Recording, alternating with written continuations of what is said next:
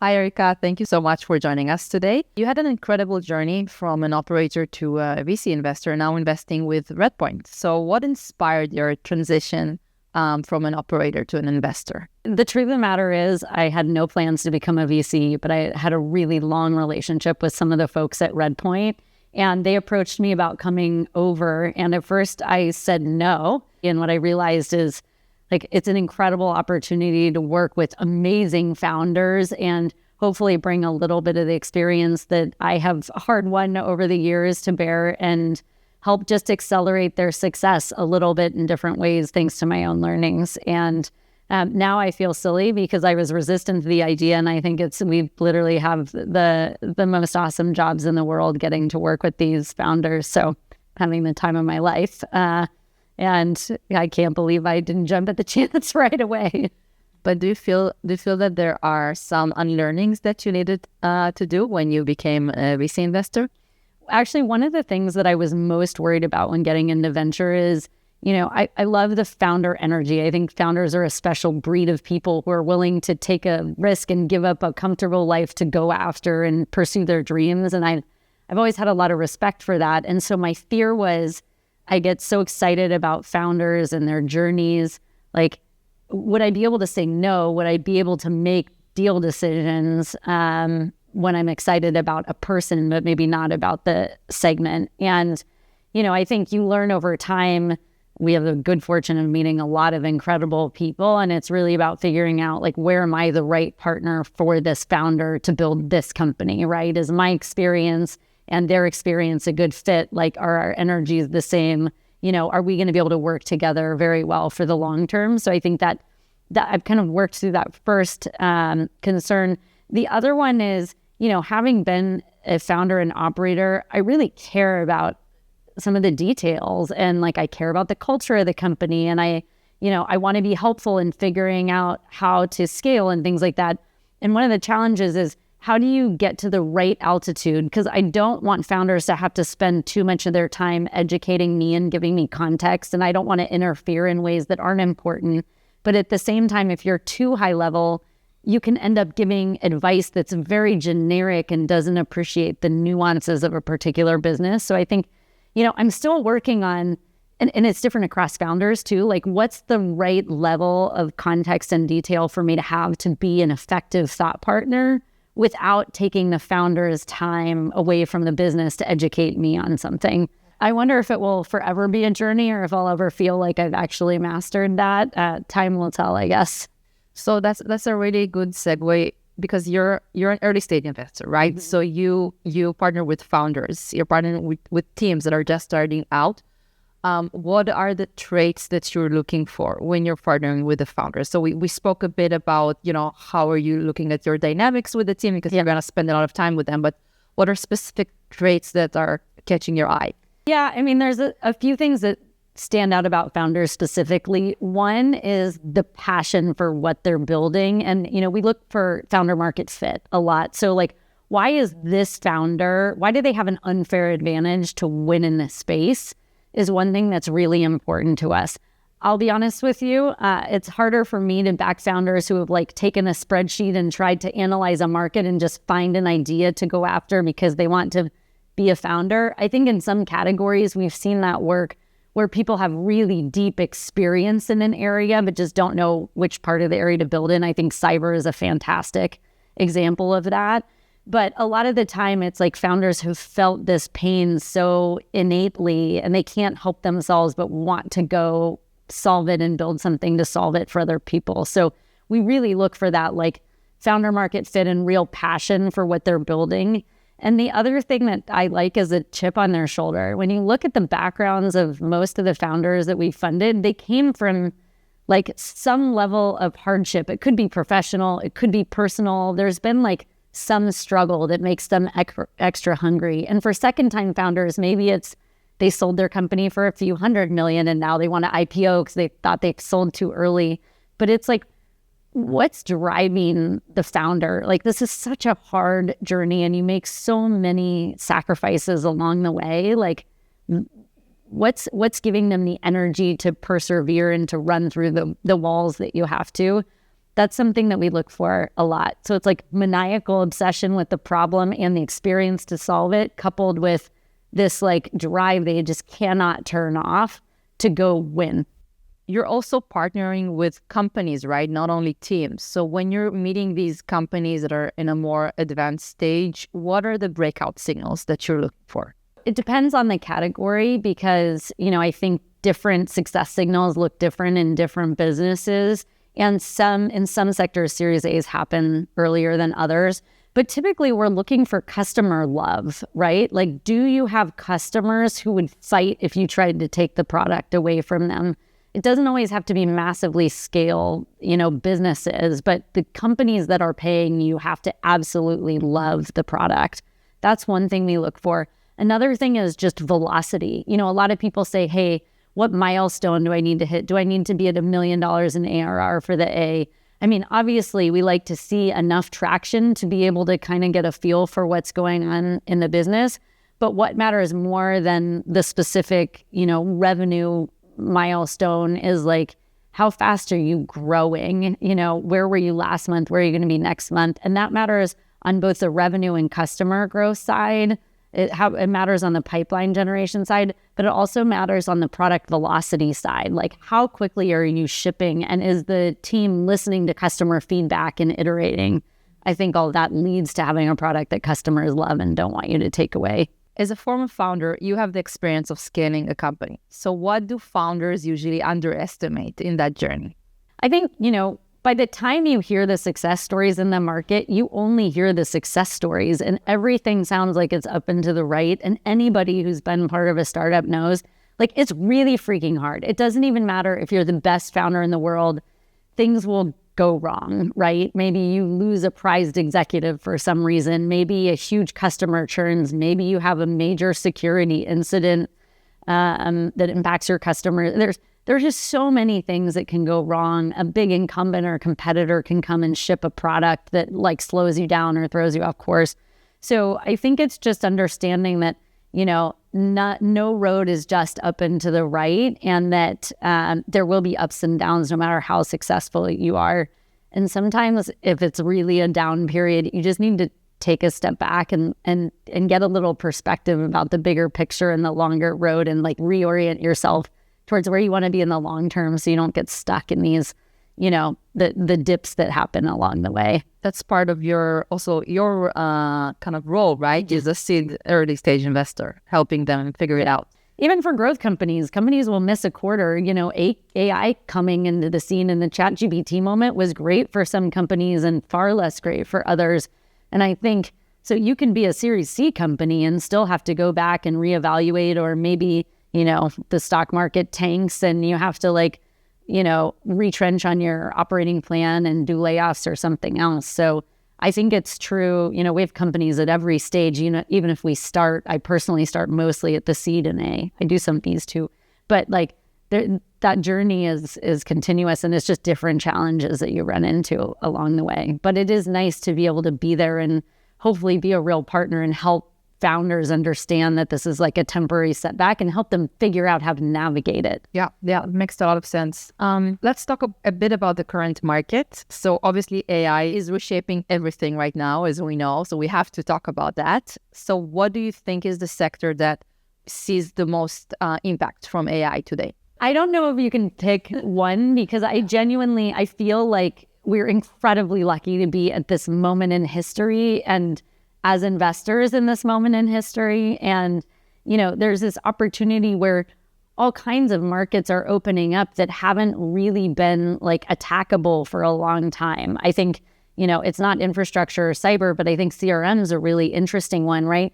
You have these companies or ERP that have been built these incredible businesses, but around very old, rigid data models and UXs and workflows that just don't really lend themselves to AI. And I think that presents a really exciting opportunity for companies to come in and completely reinvent what they're doing while these incumbents have this innovator's dilemma. And so you can deliver a real step change in experience and in how users get work done.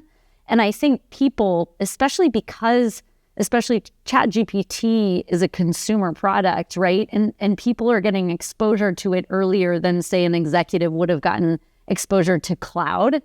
Like, it's changing the level of appetite and urgency in companies to actually buy and try these things. In most, if you look at, other previous platform shifts and infrastructure shifts, you don't have that like consumerization moment happening that changes buyer appetite. So it takes a lot longer. I think, you asked about infrastructure and cyber and dev tools, and I think, obviously the way software is built is changing completely. We're very thrilled about our investment in Poolside that's building a new novel foundation model for code. And there's a ton of incredible companies, both in Israel and abroad, that are trying to rethink, like, how do we build software?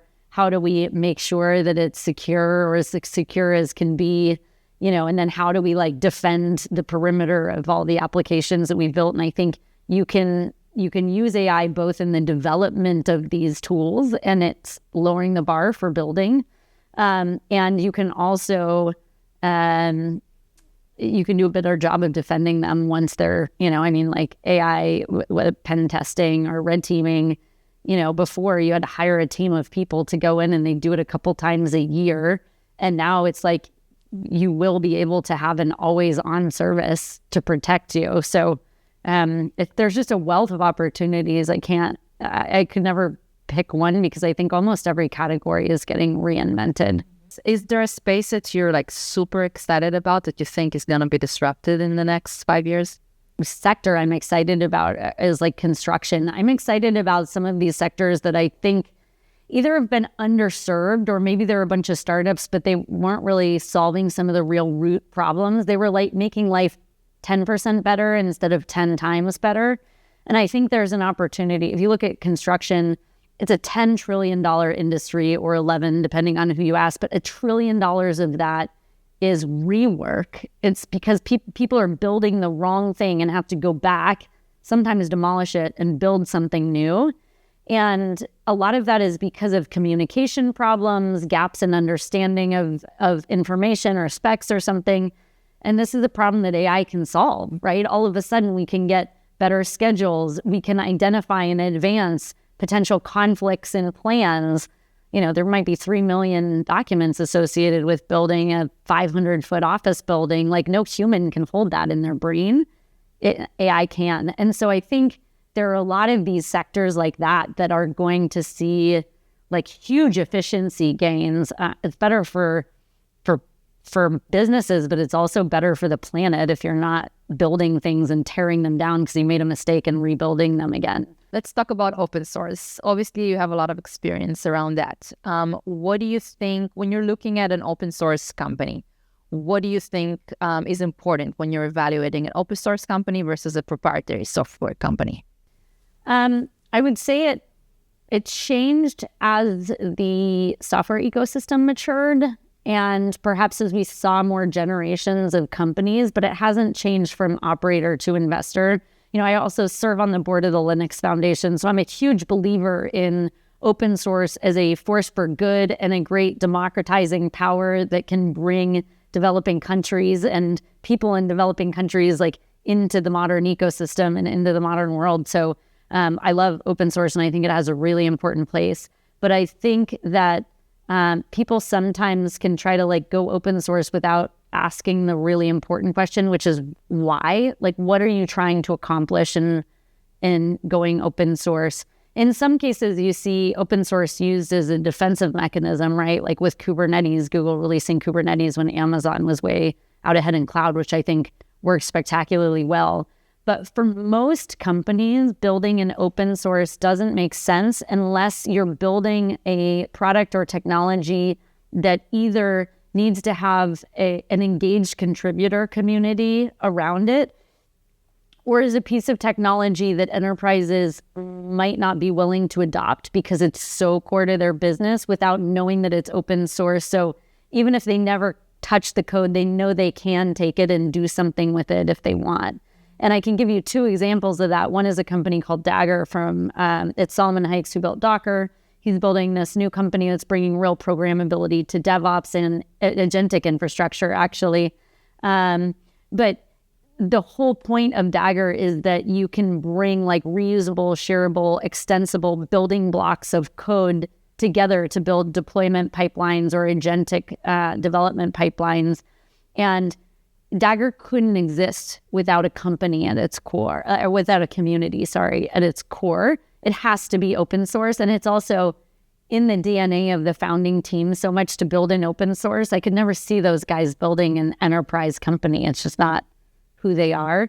There's another company, a bit of a different story, called Restate, and they're building like a durable transaction engine. And they built Flink before, so definitely very deep in open source. The reason Restate is open source, and it's actually open core, not open source, I should choose my words carefully, is for that latter reason that I shared, which is that companies, if they're going to adopt this as a core part of their infrastructure from a startup, kind of has to be open source. It gives them a level of comfort, sometimes that I think is a little bit of false sense of security, because it's such a complex piece of software. It's not like they're going to take it and just build it long term, but it gives them the security to adopt a product like that.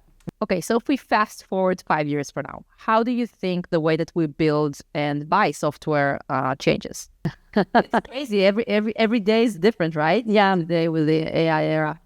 I wish I had a crystal ball, because whoever does will return great returns for the fund. But I can share how hard things. Ask ChatGPT. Exactly. Yeah. Let's ask ChatGPT. I think there's a few core things. I think every core vertical in or area of enterprise, like core enterprise horizontal software, is going to get reinvented. And you can see that if you look through our portfolio strategy. We have Level Path in procurement. We have a company called Everest in ERP. We have Adeo in CRM. Like, we've seen this as a big opportunity to disrupt these very old incumbents. And I think in those categories, we will see a new big winner emerge. Outside of that, though, I think we're going to see, because the bar to building has come down so much, I think we're going to see a lot more like verticalized solutions for different industries. And what's going to be interesting is how many players are going to be in that ecosystem, and how specialized are some of these pieces of software going to be. Like, we're seeing a lot of vertical software for, insurance, for fintech, for medical, for legal, things like that. And, it's currently our view that most of those industries will probably have a few medium to larger winners. But I think there's also this topic of like hyper-personalization, and what is the future of software going to look like? Are we going to have a lot of smaller players that are building like very, very specific software for very specific niche problems, and have, a more of a kind of heterogeneous ecosystem of medium-sized players, as opposed to a few big winners in those? Time will tell. You mentioned that the technology bar is getting lower, right? So do you think when you meet founders today, is technical background as important as it was in the AI era? It's a great question that we debate a lot. Right now, yes. I think we have a bias toward deeply technical founders in general. At Redpoint, we've got a lot of deeply technical people on our team. I do think it depends on what sector that you're going after. There are some where you can have a really good but not the absolute best team and still deliver a product that works. But I'll tell you, where I've seen those teams, it usually ends up being a lot harder to build a product than they think it will be. Some of that might be a point in time as the models get much better. I mean, we're still learning how to like wrangle and wield these incredible instruments that have been developed and make really responsible and like production ready use of them. But I still think having some depth of technical expertise is going to be important for the foreseeable future. You just can get to market a lot faster with modern tools. It doesn't mean you don't need to understand all the layers of the stack. What is the advice that you wish you received when you started out your journey? One thing that might just be my own naivety rather than something that's common in founders, but I remember when I was building, I did have anxiety around my competition. Now, this was a long time ago, and there was a lot less information in the market, I think, when I first started out. But it seemed like everybody was doing so spectacularly well. And I was the only one that was having any internal problems or churn or a customer that was unhappy or something else.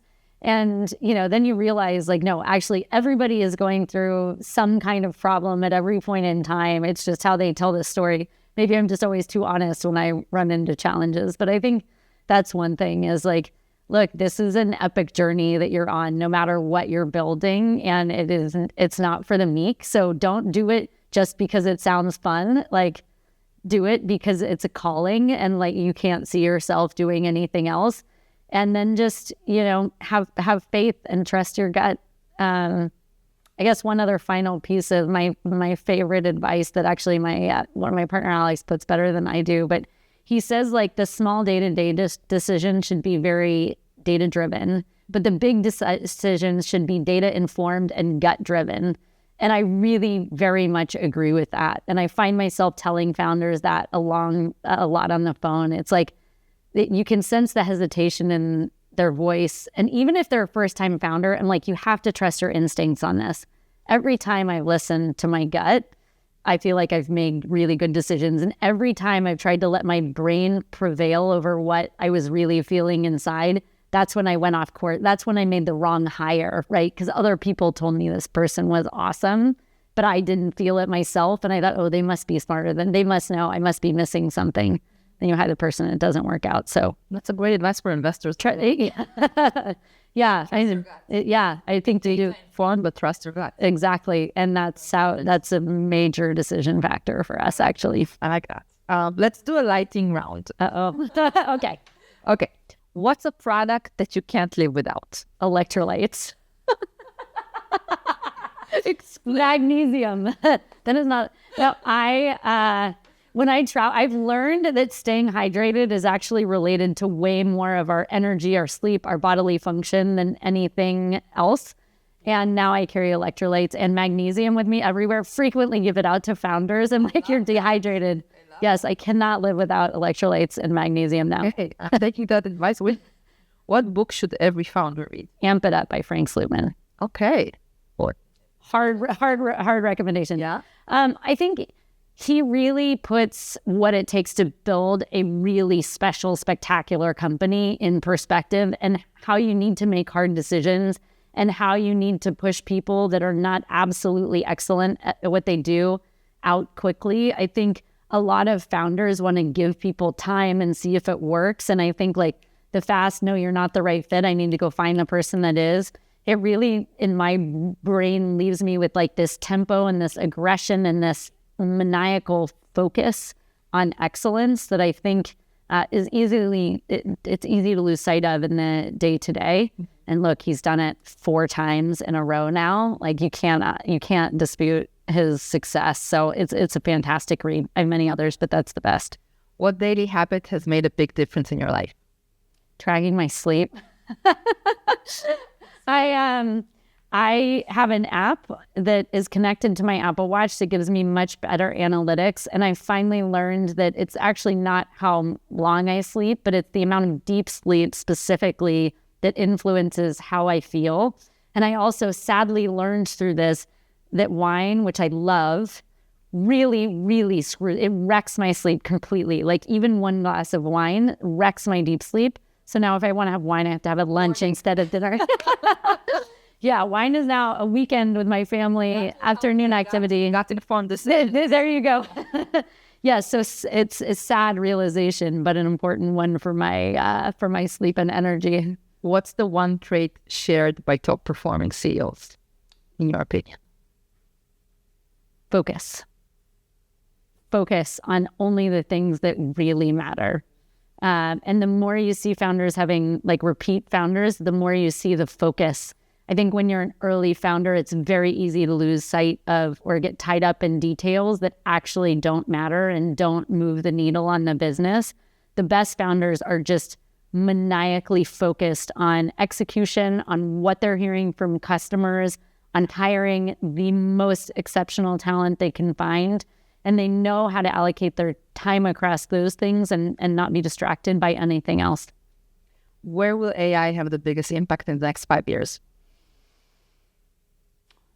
I think code, I think it's already happening. And I think we've only scratched the surface. I think the way that software is built is going to change completely. I can't tell you exactly what it will look like in 5 years, but can tell you it'll be nothing like it is today. And I think that's really exciting, given that the world that we know it runs on software, and the ability to create more, better, newer, and give more people the opportunity to come in and build software is really thrilling.